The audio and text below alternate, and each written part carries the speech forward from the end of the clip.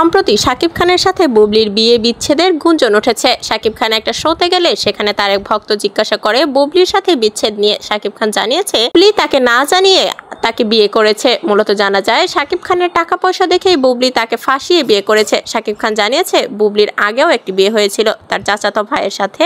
তাদের গ্রামে তাদের ফ্যামিলি মেনটেন ভাবেই তাদের বিয়ে হয়েছিল, কিন্তু সেই বিয়ে সে সম্পর্ক রাখতে চায়নি। চাচাতো ভাইয়ের সাথে বিয়ের সম্পর্ক বিচ্ছেদ করে শাকিব খানকে বিয়ে করেছে। মূলত শাকিব খান জানিয়েছে যে শাকিব খান তখন জানতো না যে বুবলি আগেও বিয়ে হয়েছিল, তবে বর্তমানে জানার পর শাকিব খান জানিয়েছে যে বুবলির সাথে বিচ্ছেদ করাটাই ভালো। বর্তমানে এটা নিয়ে অপু বিশ্বাসকে প্রশ্ন করায় বিভিন্ন দর্শকরা অপু বিশ্বাস কিছুই বলেনি। শাকিব খানকে বিভিন্ন ইন্টারভিউতে জিজ্ঞাসা করেছে। শাকিব খান জানিয়েছে বুবলি সেই ছেলের জন্য হিন্দুও হয়েছিল, কিন্তু পরবর্তীক্ষণে বুবলি নিজে থেকেই তাদের সংসারটা বিচ্ছেদ করেছে। বর্তমানে শাকিব খান এবং অপু বিশ্বাসের মধ্যে মিল হয়ে যাওয়ার সম্ভাবনা অনেকটাই বেশি। সামনেই আসছে শাকিব খান এবং অপু বিশ্বাসের নতুন সিনেমা।